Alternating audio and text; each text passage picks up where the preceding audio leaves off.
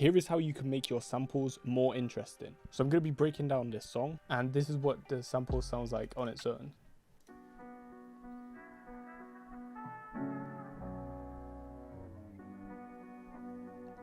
So first things first, you want to know what key it's in. We have it in B minor. Then you want to head over to your piano roll like this. Boop, boop, boop. And you can click view up here, scale highlighting, and then you can put in the scale just like this. Highlighted notes here are ones that are in the scale. Next up, you want to listen to this sample and make sure you find all the bass notes in it. So for this sample, it goes from B to F sharp, to B, to E, to F sharp, and then back to B. The way you do this is by playing notes alongside the sample and hearing which ones sound correct and which ones don't. So what I did essentially is just copied the chords of the sample and put it into a piano.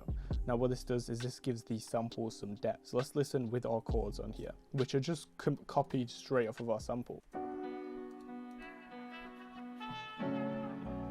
So as you can hear in the sample, there is already a piano, but the piano acts as a layer and boosts the sound. If you're struggling to hear what notes are actually in the melody, you can use this technique. So what you want to do is you want to take your sample, just like this. You're going to move it along and you want to make this unique. Now you want to put this on a mixer track and remove the bass frequency with an EQ, just like this.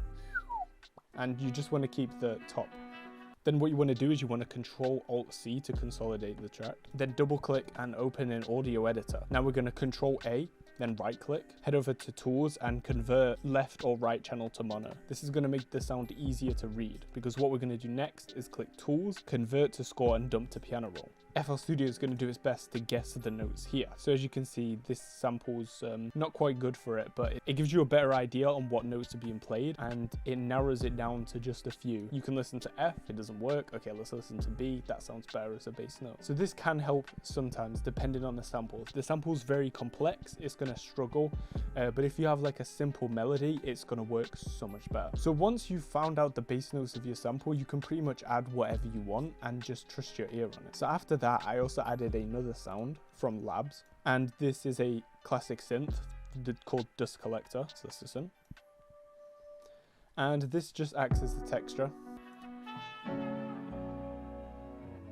You can very subtly hear that in the... Next up in the intro, I added this little twinkle effect from BBC Symphony Orchestra. It is the Celeste. So I played the chords of this. So it sounds like... And it just acts as a little texture, so listen to that. And what this does is this really fills up the sample and makes it sound more of the vibe that I'm going for. The last thing that I added to this little combination here is another sample, and it's not in the same key, so I had to pitch it into the right key, and it goes like this. And it's literally just a vocal loop of a woman singing. And I chopped this up and put it in certain places in the sample to make it sound way more full. So keep in mind, using samples, you don't have to just straight up use the sample as it is, and you can add your own elements and different samples even to work with it. So now it sounds like this.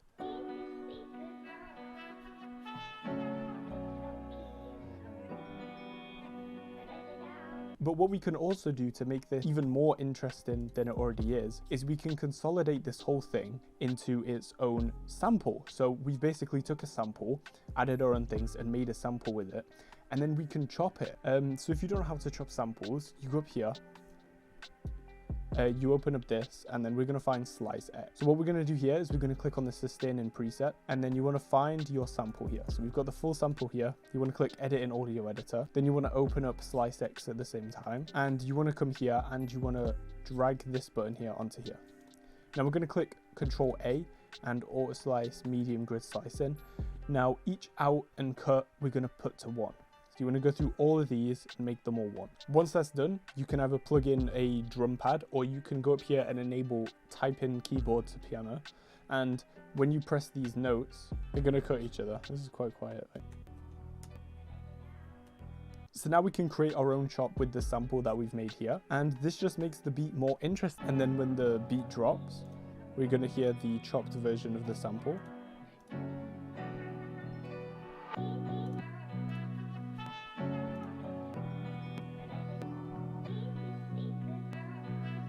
and it kind of gives it that more retro, old school kind of feel, which is what we're going for this track. Now, when it comes to the drums, we have a similar kind of idea in mind, and we want to keep these like old school sounds. So here I've layered 2 different snares, and we got a hi-hat. So these are pretty basic drums. So let's listen with the drums.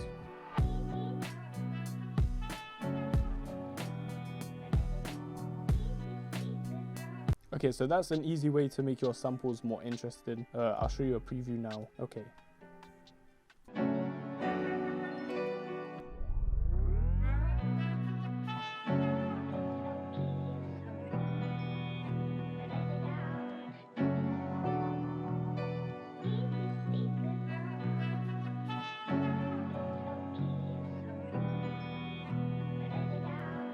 Yo, so I just keep on recording raps on my SM58, get those demos in check before that road in T18. Then I take the mix and slide through my KRK, make sure it sound clean with a SRH. 940, you know it's surely never reaching perfection, but you know it's ill like it's poorly. Had it come 10 out of 10 every time, 10 out of 10 every rhyme, but no longer you can ignore me.